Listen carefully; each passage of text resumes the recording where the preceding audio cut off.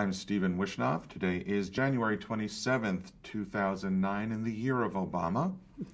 I am conducting an interview with LeVar Burton here in the Academy headquarters of North Hollywood, California. A little thing in there.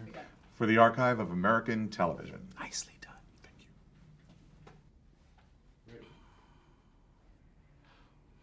So, what was your name at birth? Well, the name on my birth certificate is LeVar R. Burton, Jr.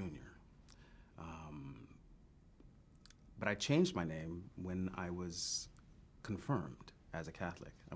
I desperately wanted to drop the junior, and I took on the name Martin. So, in a lot of information, my name is listed as LeVar Robert Martin Burton. But my friends just call me Kunta. And where were you born? I was born in Landstuhl, Germany. My father was in the military, and so I was born in that American Army hospital that they bring all of the major casualties out of a theater of war in Landstuhl, Germany. I was born in that installation. And growing up, how long was it before you moved to the United States? I was born in what used to be called West Germany in '57. We came back to the States 2 years later, and then went again in '64 for another 2-year tour of duty. And I did early elementary, 2 years of early elementary in Hanau, Germany. Oh, and what were your interests growing up? Did they change between the two countries? Growing up, my interests were really, reading mostly. Germany was great. We traveled, extensively while we were there. And I've always had, a wanderlust. I think that travel is just one of the best ways to educate a human being. And we know about your interest in reading. Yeah. What of television or movies that might have influenced you as well? Well, the thing is, when we were in Germany, all of television was in German. So we didn't watch a lot of television. We listened to the radio, the Armed Forces Radio Network, Arthur Godfrey, radio drama. These were the things that I grew up with. I'm a child of the television age, but I didn't develop the habit of watching TV until we settled down in the States in the mid-'60s. And once you had that habit in the 60s, as every child of the 60s had, what would we have found you watching? Well, in our house, it was always a big thing when there was somebody black on TV, Growing up, when I was really young, the Nat King Cole show, was big. My parents would have people over to watch.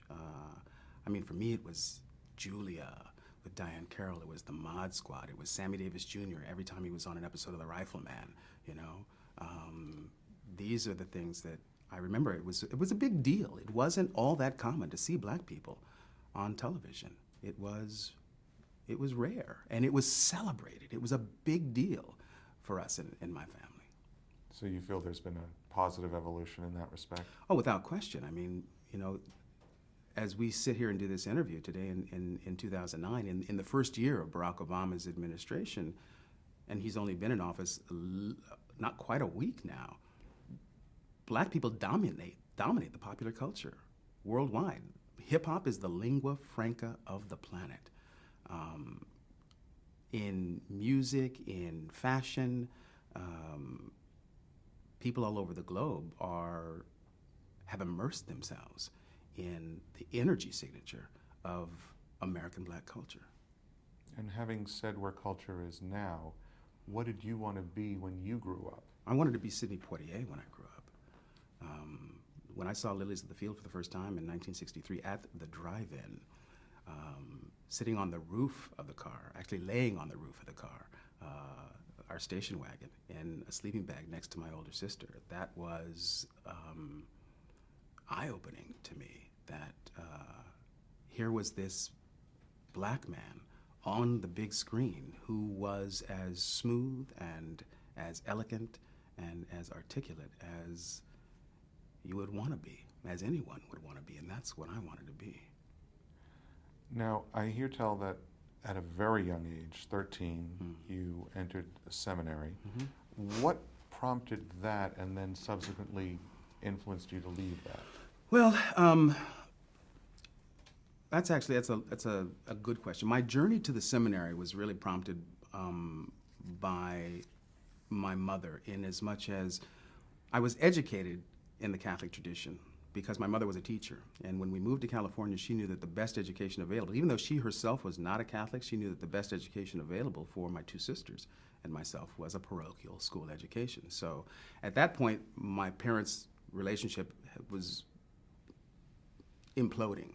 And subsequently, priests became the most constant male role models in my life. And having come from a family, my mother's second career was as a social worker. She was an English teacher first and then a social worker. And so I grew up in a family where one was expected to put one's life in service of others. It was just natural, you know. I think that for the most part, human beings are kind of hardwired. Even though my father was a photographer and a soldier, all of the other men, or the majority of the men on his side of the family, were ministers. And on my mom's side of the family, they were teachers and social workers. So I feel like I'm definitely hardwired to do that which it is I do with my life. I do believe in, in genetic imprinting, and that the personality is sort of incubated in an environment where it can rise to its most full level of expression. So Irma Jean knew that a Catholic education was the best education, and for me, her only son, and for my sisters as well, my mom always used to talk about the fact that I would grow up and inherit a world that would oftentimes be hostile to my presence, and she firmly believed that the best tool I could have to level the playing field in life was an education. And so that's why I was in that environment. I was incubated in that environment where I was really drawn to the priesthood. That, and as I say, that sort of genetic predisposition. So primarily from your mother's side, we would say it's that intent towards teaching and learning and giving back. And from your dad's side, we know relatives were in the ministry. What would you say you got most from him? I think as a director, I think I inherited his photographer's eye, certainly. His appreciation of composition. He also, in the years since we've developed a relationship, I have discovered him to be a really compassionate man and really well liked. People really enjoy my father. He has a really chill vibe, and I hope I've inherited some of that. A little bit of the older my parents get, the wiser they are. Pretty much, yeah. Now, after seminary, let's move into the high school years. What sort of activities interested you there? Well, seminary was high school for me. I mean, I entered at 13, and so I was at St. Pius for 4 years, from the age of 13 to 17. So it was there that I decided not to become a priest. In the middle of this journey, I changed my mind. I had a great teacher my second year at St. Pius, a layman. He was neither a priest nor a brother, and he was an English teacher. He taught my favorite subject. He was also the drama coach, and he taught philosophy as well. And Lee Bartlett was the person more responsible than any other at that time in my life to really open me up in terms of what was out there in the world. And the things that we were reading with Lee, existential philosophy and Eastern philosophy, just pointed a direction to me that led outside of the confines, as I experienced them at that time, of the Catholic dogma. And so that coupled with just, this is the early 70s, and just the end of the Vietnam War, and just really wanting to experience life, experience the world. I figured there was a better way of doing that than wearing a collar. And so I decided not to become a priest. And in taking stock of that which I felt I had as assets, I settled on becoming an actor. And how did that journey take you to college? Which college did you attend? And when I applied to college, I was accepted to NYU, studying at a program at the Stella Adler School of Acting. I also applied to Stanford, but that was to appease my mother. And I applied to USC. And at the time, USC was one of the 2 universities in the United States that offered a Bachelor of Fine Arts major in drama. Carnegie was one, and USC was the other. There was no school of theater at USC at that time like there is now. It was just a division of drama. There was a school of music, there was a school of dance, but there wasn't a school of theater at that time. And as a California resident, I got a full scholarship and additional money from the university. And my mom really didn't want me to go all the way to New York, you know. But mostly it was a financially driven decision. By being a California resident, we were living in Sacramento at the time. By being a state resident, I was eligible for major stipends to go to a private school like USC. It sort of sealed the deal. And I'm assuming you did theater while there? I was a Bachelor of Fine Arts major in drama, which basically meant, I'll never forget the very first day of the program. The chairman of the department at that time was a man named Alex Siegel, who had come from live television. Alex directed all the live TV shows, Playhouse 90 and all of that. And he was sort of at the end of his life, and he found himself chairman of this drama department here in Southern California. And he gathered us all together. There were, I don't know, about 15, 20 of us in the little theater, the Stopgap Theater at USC. It's been torn down now. It's no longer there. And he said, if you want to hold down a part-time job and be a BFA major, there's the door. If you want to join a fraternity or a sorority, there's the door. If you want to do anything other than this, now is your opportunity to get out. And this is a program that you had to audition to get into. And it was kind of arresting, you know, for him to take that hard line, we all thought. But he was right. I mean, we had a really intense schedule of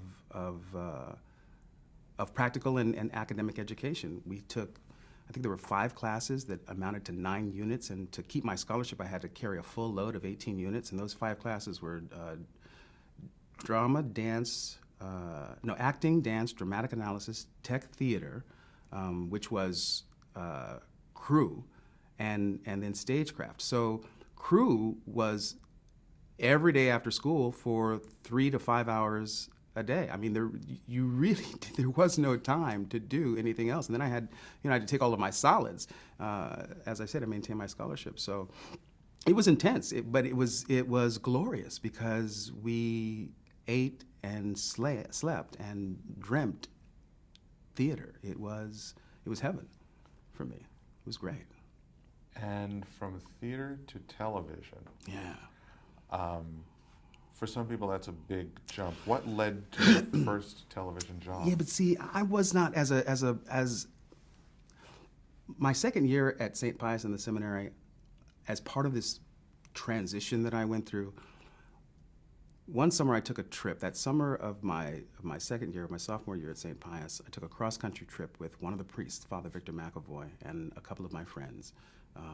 And the main purpose of the cross-country trip, we drove. That was, remember the gas lines, the gas crisis that we had in the 70s, where you could only get gas based on your license plate if it was odd or even. Mm-hmm. So that summer we had planned this cross-country trip, and I wanted to get to the Imperial Theater in New York and see Ben Vereen and Pippin, and that was the holy grail for me.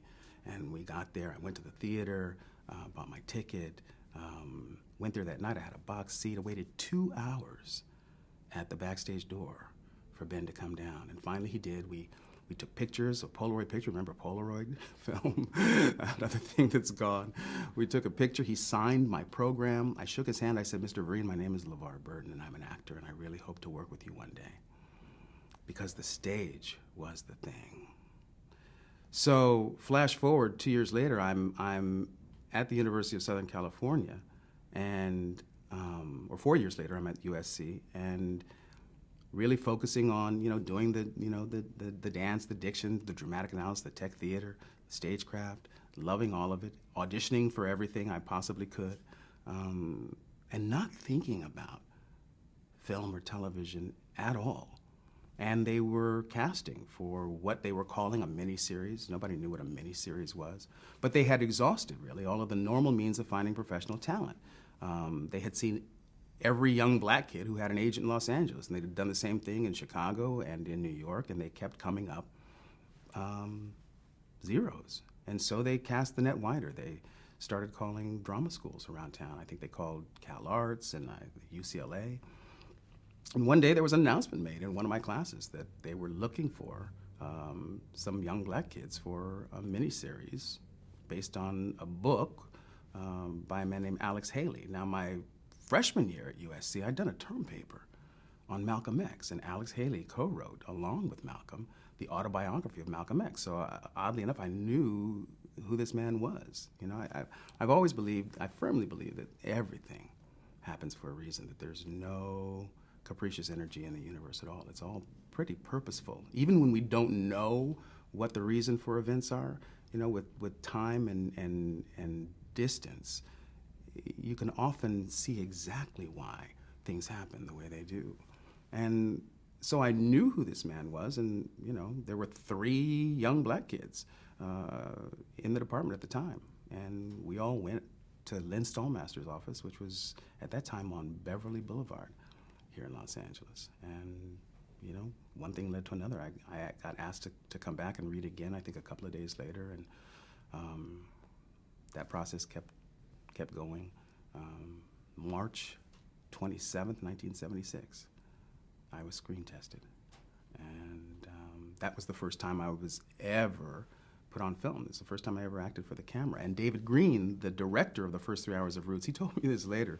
He said, LeVar, when you first came in and read, he said, you were terrible.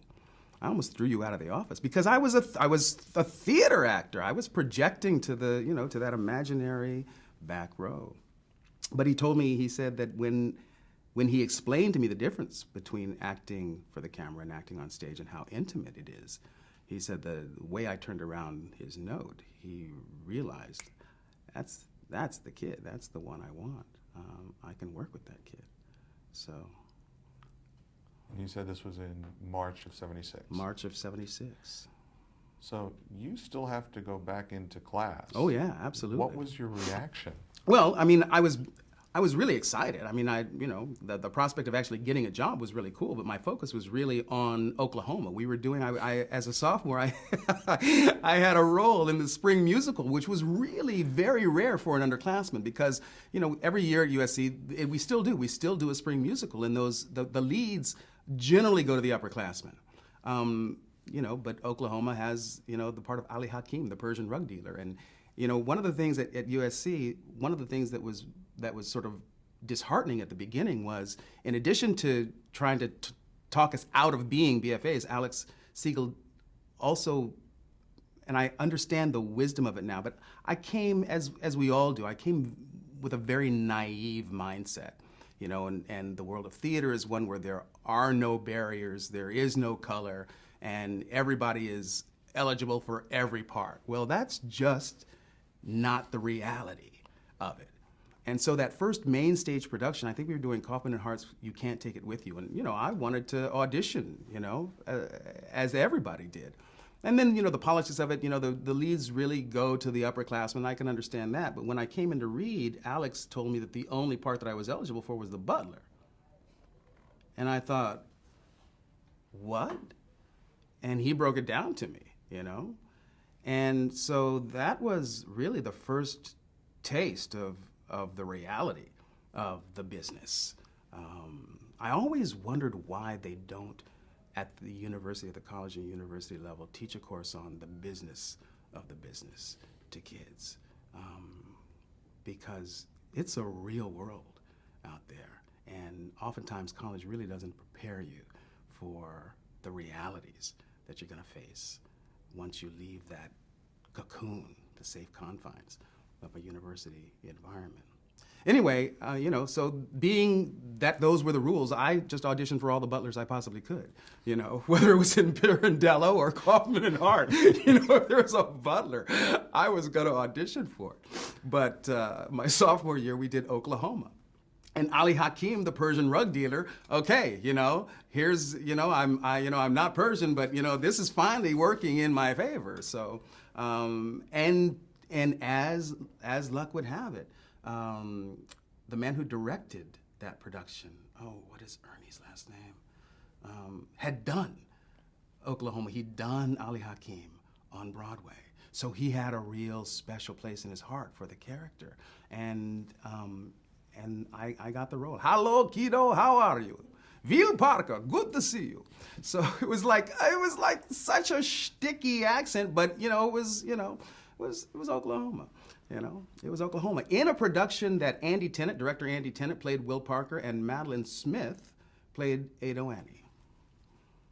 Good company to be in. I'm telling you, not so bad, not so bad.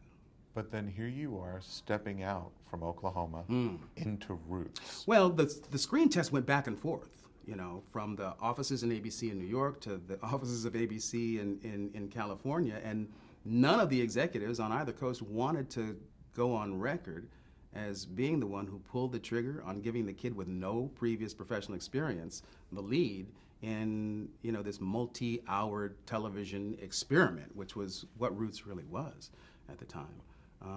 So nobody could really make a decision until finally we closed Oklahoma on a Sunday night, and I had yet another in what seemed to be a series of meetings. This one was actually at ABC in Century City in Brandon Stoddard's office, and Brandon Stoddard was there, Lou Rudolph. I know Fred Silverman. Fred Silverman might have been in New York. Otherwise, he, I think, would have been in that meeting as well. Stan Margulies, the producer of Roots, was there, as was David Wolper, as was Alex Haley, and David Green. I mean, they were all there. And unbeknownst to me, this was early May, late April, early May. Mid-May was, I think, the start date for principal photography in Savannah, Georgia, and they still hadn't cast this role yet. And so Wolper and company were really there to force ABC's hand.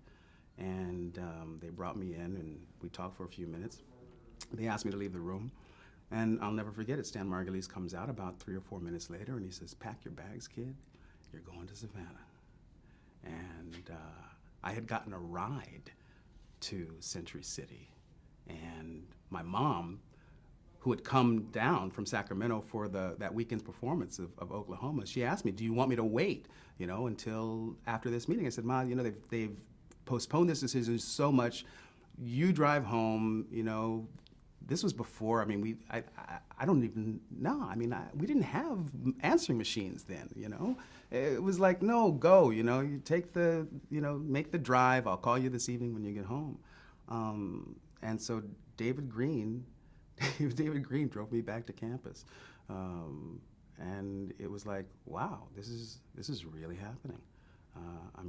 I'm going to, in less than 2 weeks, be on a plane, on location in Georgia, making this television thing, actually getting paid for being an actor. It was like unbelievable. By this last meeting, had you read Saga of an American Family? The book Roots wasn't released yet. The only thing that I had been able to read were the sides. For the screen test, we did 2 scenes. The one that I remember the most, there were 2 scenes. One was when Kunta comes back with the pelt of a dead animal that's been killed by a leopard, and he has to, he's confronted by his father for making the silly decision to, go after the leopard instead of letting the leopard, kill the calf.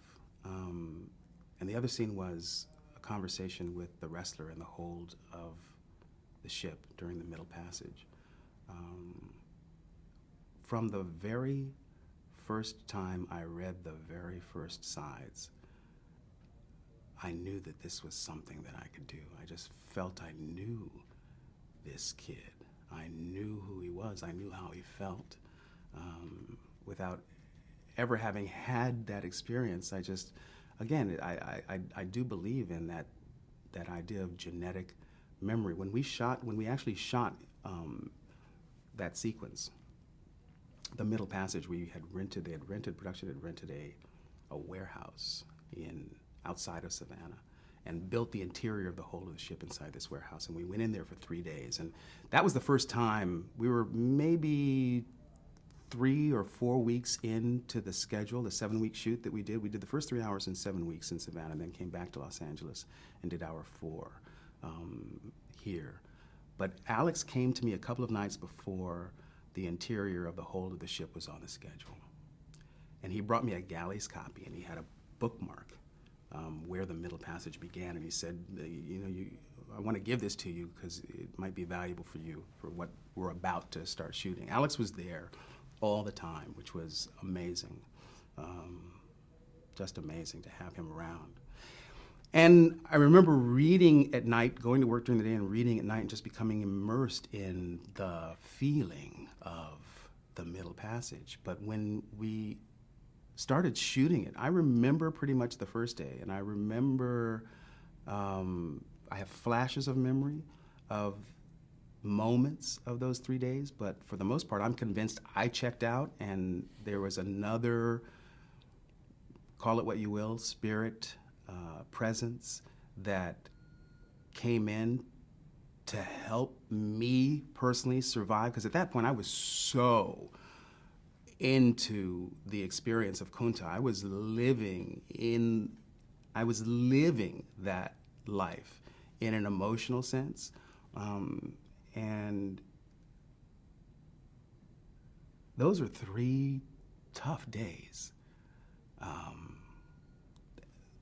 A lot of the extras that we brought in, we kept having to change them because they just couldn't hang in the recreation, And I mean, the prop guys were there, and they made this goop of oatmeal and stuff to represent just the vomit and things, but just the lying on the planks and just the heat and the feeling of just the oppressive atmosphere.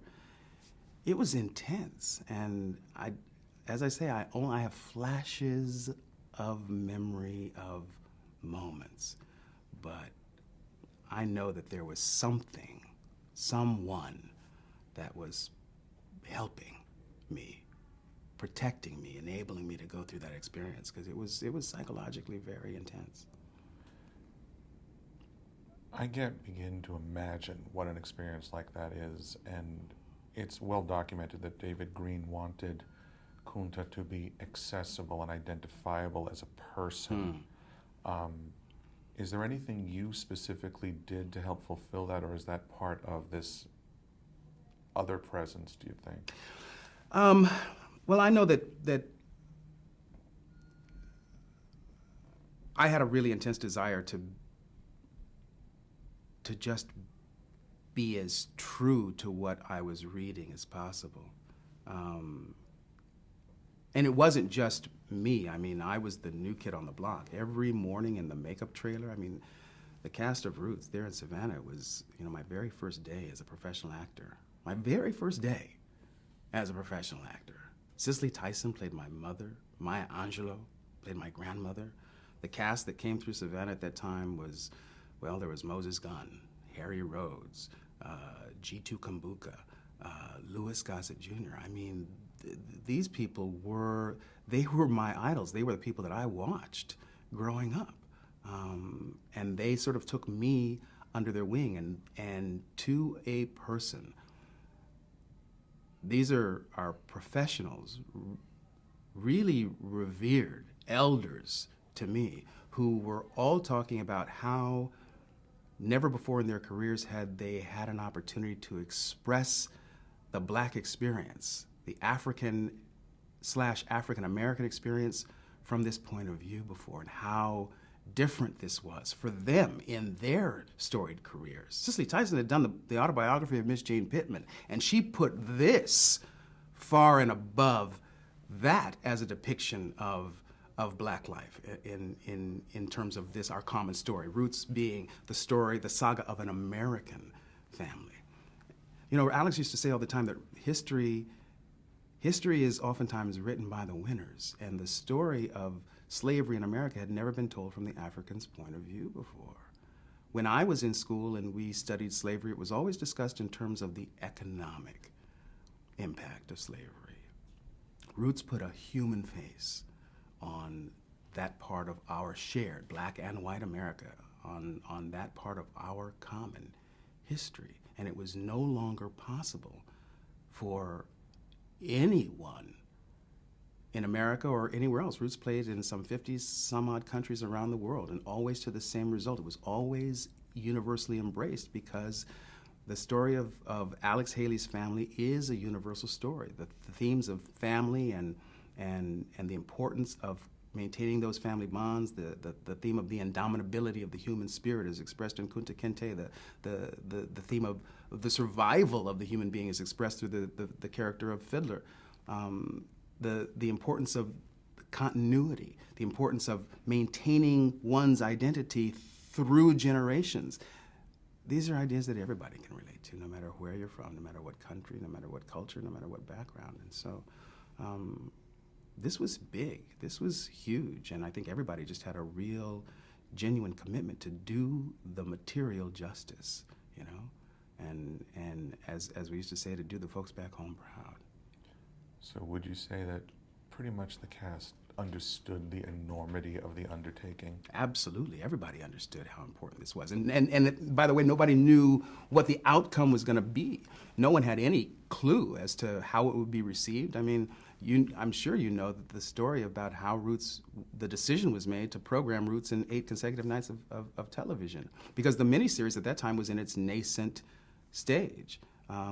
Rich Man, Poor Man was broadcast in weekly installments, but the ABC executives, in their infinite wisdom, they liked it. They saw it all cut together. They said, we really have something here. But as Stan Margulies used to say, in a country where 80% of the population is white and 20% is Black, how is America going to respond to 12 hours of television where whites are the villains and Blacks are the heroes? So ABC decided, you know what? How about we put it on all at the same time? And if nobody watches, we're over and done in 8 nights. Well, the audience every night grew almost exponentially. And people forget, I mean, 1977, January of 1977 was way before the VCR, you know? Nobody had TiVo, you know? We watched together. People gathered in homes. People gathered. I mean, I can't tell you the numbers of stories that I've heard over the years.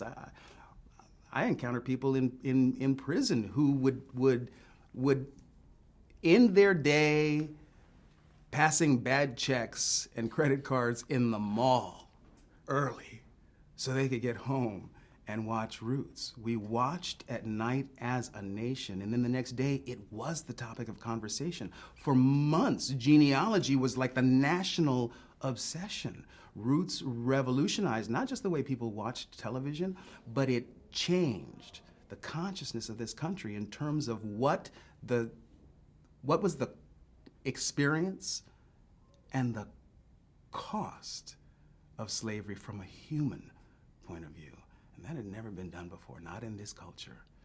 It was unprecedented. It changed the way everyone related to slavery and its legacy. And who was or is, since he lives forever, Kunta Kinte? Oh, that's a great question. For me, Kunta went from the innocence of boyhood through that manhood training ritual and came out on the other side a warrior, a young warrior. We don't have many rites of passage in this culture, but there's something really ancient and elemental about initiation rites. And even though I didn't understand it then, I so appreciate now that what we saw was the initiation of a young soul. and how important it is to societies that that process of initiation take place, where you really learn who you are and what you're capable of. You learn your place in the larger circle of your tribe. And in Roots, we watched Kunta go through that process, and it absolutely informed, in a very authentic way, every decision he made after that. So for me, Kunta, and I'm sure if you were to talk to John Amos, you would get a similar yet different answer, because for me, Kunta was always the warrior. And the Kunta that I played, it was only at the very end that he began to accept this new status as slave. But when I think of Kunta, I think of the warrior. I think of the young man that never wanted to accept that name, Toby. When people say to me, "Oh yeah, you played Toby," it's like, no, Kunta. And I mean that because that's just who he is for me. Given your age at the time you were playing this character and your lack of professional experience, you were in a world that was perhaps as unique as Kunta was. Is there a parallel for LeVar the person in that journey? Wow. I had never looked at it that way. But at the age of 50 plus, I can certainly see that Roots was an initiation for me. It was my first professional job. It was my first professional audition. And the Roots experience was one where I really did have to journey through a process of self-discovery. And in hindsight, I had to do it in the full view of the public eye, which ain't always easy and hardly ever pretty. But I do believe that I liken that experience of that period of my life, Roots being the supernova that erupted in my universe at the age of 19. And I look at that experience and I equate it to blacksmithing, in the sense that Roots was the fire, and and everything that happened to me after Roots was the fire that I walked through. But it really helped temper that piece of steel. When you make a sword, you keep putting it in the fire. You keep putting it in the fire to temper it, to make it strong. And that was the experience that I went through. I had to grow up really quickly as a result of being thrust onto the world stage. And, I thank God that I have the kind of family foundation that I had, and Dolores Robinson, who became my second mother and really, really nurtured me through that time and kept me safe, protected me, looked out for me. And as I say, really, she became my second mom. Now, we know about the women in your life, your mom, Dolores, but you kept going into that fire both personally and professionally with David Wolper. Sure. And how did he help to inform what you were doing, and how did he guide you? David and I had an interesting relationship that developed over the years. In as much as, David felt like he was responsible for inventing me, in a sense. And it was all good between us until Roots 2. How so?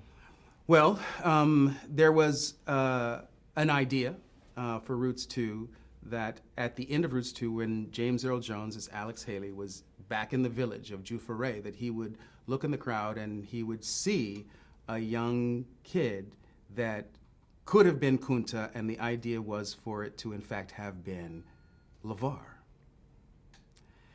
And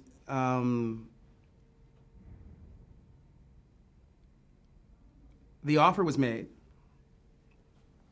by David Wolper, and Dolores and I talked about it, and this was Roots. I got paid scale for doing Roots, which was, at that time, I don't know, $600 a week or something. More money, certainly, than I'd ever seen before in my life for doing that which I had committed my life to doing. But Dolores's position was that this was Roots, too. And I'd already given at the office. And she wanted top of the show for a one-day appearance. She wanted the same that they were paying, who were the others, day player names in Roots 2. I think Marlon Brando was in it. Henry Fonda, I think, did a day on Roots 2. And not that we were trying to equate my worth to that of a Marlon Brando or Henry Fonda.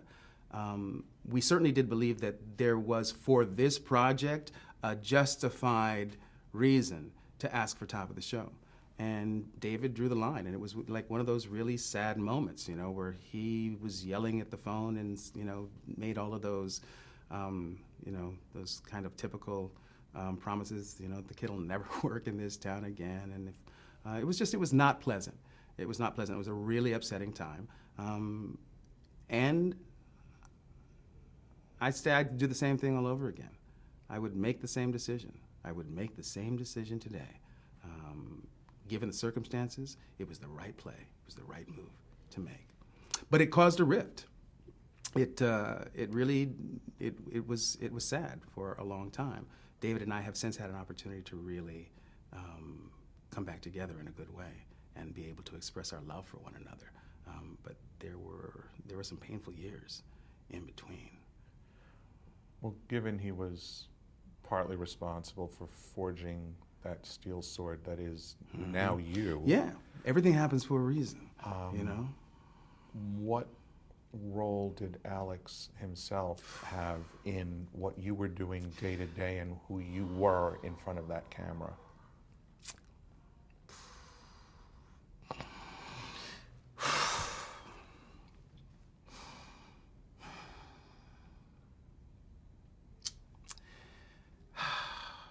I love that man. Love me some Alex Haley. He was a father figure for me. He was a big brother for me. See.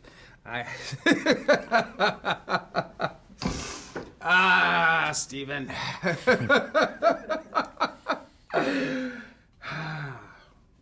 Alex, Alex was a great man. And I don't often use those two words in combination. Alex was a great man. Alex, let me tell you about Alex Haley, okay?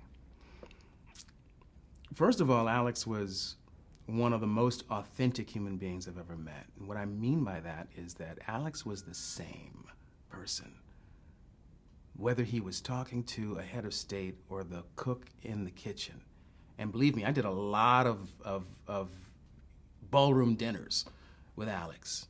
And invariably, at some point in the evening, after all the speeches were made, he would go back into the kitchen, because those kitchens in hotel ballrooms tend to be, at least in the 70s, were populated by people of color.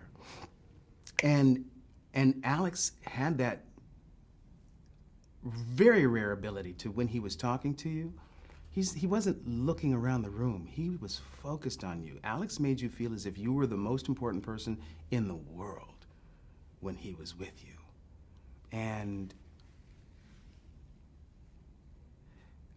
here's the kind of man Alex Haley was. When we were on location in Savannah, Georgia, he came to me one day and he said,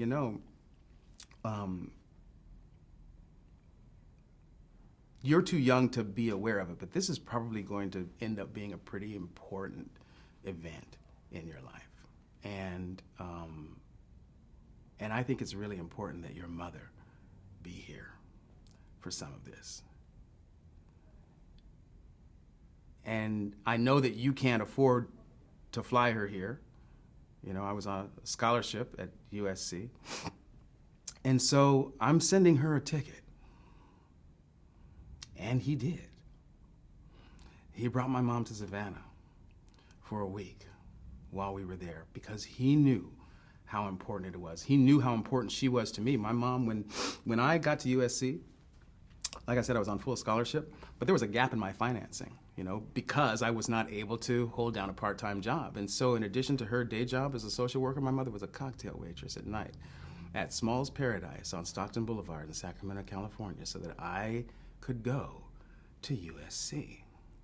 So Alex knew the importance of Irma Jean in my life. And he knew how important it would be for her to see and be a part of this experience. That's Alex. Alex was from the old school, He was from the old school. He had old-fashioned values, and he loved humanity. And he was the best storyteller I've ever met. And I feel like during the course of my 30-year career, I've studied under some of the best. Alex was the first, and then I went on and I studied with Gene Roddenberry, and for 25 years I had a real mentor relationship with Fred Rogers. I have studied with men who are the best at what they do in the realm of storytelling, and Alex Haley was my first and the greatest of my storytelling teachers, in my view. If you were to put Roots in the DVD player or the VCR, do you see him there with you? Oh my God, yes, absolutely. I see and feel Alex with me more often than you can imagine. I feel him at every major passage in my life. The birth of my daughter, when I got married. Alex is always there. Alex, it's really interesting. I went to this village of Juforé once. This was when Alex was still alive, and I was embraced as a family member.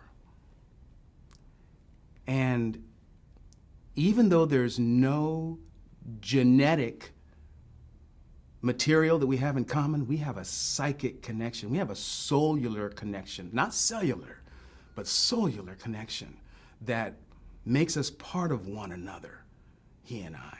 And he's one of my ancestors, he's looking out for me from the other side. I feel his presence often. I mean, I feel him here now. Otherwise, I wouldn't be so emotional. I mean, he's a really important figure in my life. And as I say, he's just a great man, a great soul. And one of the other major forces in Roots, Stan Margulies. I'm the president of the Stan Margulies fan club, baby. He was the first producer I ever worked for, That's the thing about an experience like Roots, that it's work, yes, but it was love expressed at such a high level, and everyone involved had such passion for what they were doing. And so I got really spoiled, working with Alex and Stan Margulies and David Wolper. I mean, these men were giants, masters at what they did. David Green, the man who directed the first 3 hours. I worked with John Erman, one of the most talented directors, ever to sit in a director's chair on a television set. I got spoiled because I started at the top. Where do you go from there? Where do you go? And that became the challenge, really, of my career, and that's why Dolores became so important in my life, because we tried to answer the question not with topping Roots, because how do you top that? The challenge became, well, how do I continue to do work that I feel is about something, that I feel makes a contribution?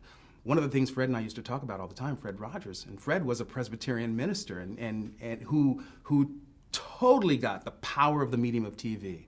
And Fred and I used to talk about how our job is to entertain. Yeah, that's a part of it. That's a given. I mean, yeah. forget that television was invented, and sort of flourished in its early days as a medium for advertising. Entertainment became the way to get butts in the seats, right? But there was an opportunity, and I think at the early days and during the early days of television, there was a real awareness that there was an opportunity here to do more than just entertain, and that's what Roots brought into my life. The awareness that this medium is really powerful. I mean, in 2 nights of television, 4 hours, my life changed irrevocably. I mean, it was like flipping a switch. One day I could go into the supermarket anonymous, and the next day I couldn't, because I did, and it happened to me. I got stopped at the checkout counter and people gathered around. And the day before, that didn't happen. So I was aware of the power of the medium and aware of how, through good storytelling, with good intent, you could do more than just entertain folks. You could educate them, you could enlighten them. And that's what Fred knew. And so that became, post-Roots, my guiding principle. Do something with the medium. It was that part of me that wanted to become a priest, that wanted to bring something of value to people's lives. Certainly focused through that lens in a spiritual sense, but I do believe that storytelling is a spiritual experience, that it is an elemental part of being human. It is as ancient, we talked about this earlier, it's as ancient as sitting around the fire in the cave. It is an initiation in and of itself, storytelling. It is the manner in which we share who we are, and one can find their place in the world. Joseph Campbell talks about the hero's journey, and writers talk about, there's only one story. It's what it's about. It's about informing ourselves through this very powerful medium that there is purpose and meaning to all of this, and that there is so much that binds us together that we have in common, as opposed to that which keeps us apart and we experience as being, uncommon to one another's experience. And I really feel that, I've been so lucky through Roots and reading Rainbow. Star Trek, you may not be a science fiction fan, but I tell you, I was a huge Star Trek fan when I was a kid. I loved science fiction literature, and it was rare for me to see heroes in the pages of those novels who looked like me.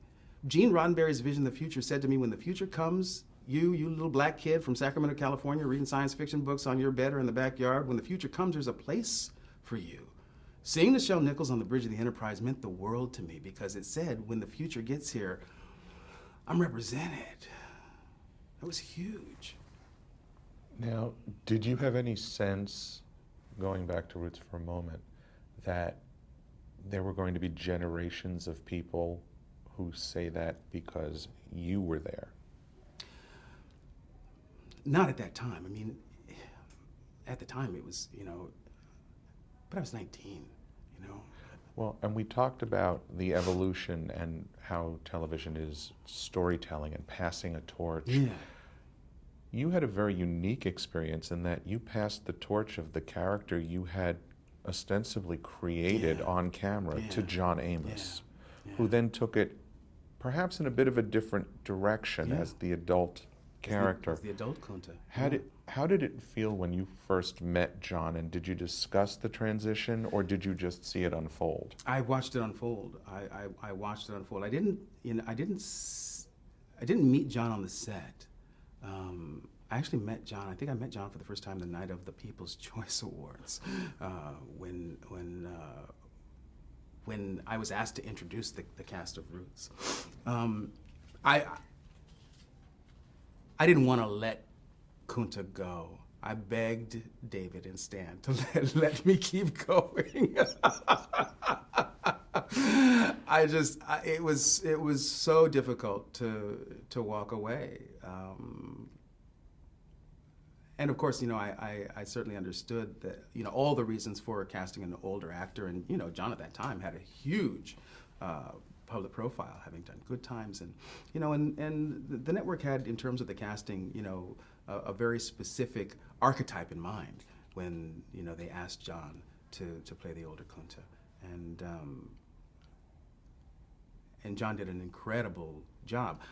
I always felt that George Sanford Brown would have been a much more facile transition from the young Kunta. If he had played the older Kunta, it certainly would have been it was a different archetype, but I thought that energetically, George and I would have been closer,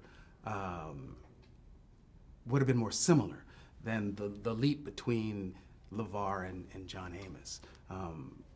But that's just me. But when all was said and done, you were nominated for Outstanding Lead Actor, Single Performance in a drama or comedy series. What was that like? Well, first of all, please remember that the other nominees in that category that year were Ben Vereen, John Amos, and Louis Gossett Jr. So I don't know that that's ever happened before or since, that all of the nominees in the category of lead performance in a comedy or in a mini drama or miniseries were all from the same show. They were all from the same show, and it was the beginning of Mr. Toad's wild ride for me, because that was when I stopped being just this kid from USC who caught a lucky break and really became a celebrity in addition to being an actor. And that was a part of that time. And then about a decade later, here's Kunta again in The Gift. Right. What was that like, coming back to someone that I'm guessing you never really left behind completely? No, but I think it's important. It's important to understand that my journey with Kunta has gone through a process of evolution as well. I mean, on a personal level.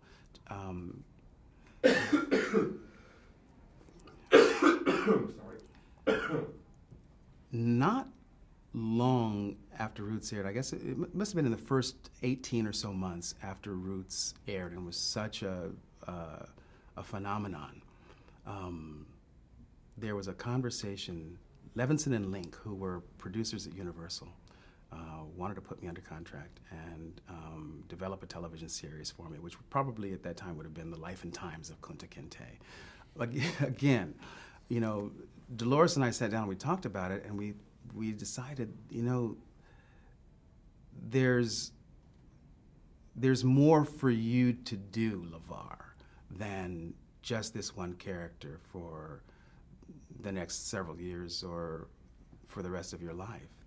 If you want to have a career that's about longevity, it's important that you do something else now. And so I've gone from being